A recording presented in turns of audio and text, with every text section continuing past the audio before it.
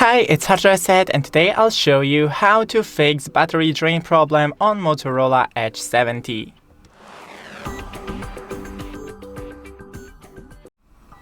Go into the settings, then scroll to display, enable the adaptive brightness and the dark theme.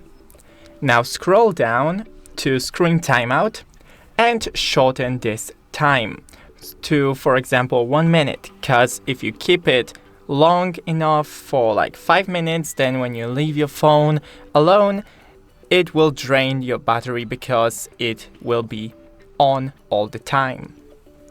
Then go into the battery, and right here we have the adaptive battery, and I'll recommend enabling it so it will limit battery for apps that you don't use often.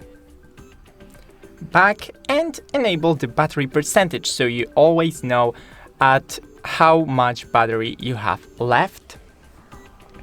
And that's pretty much it right here. So thanks for watching, don't forget to leave a like and see you in the next one.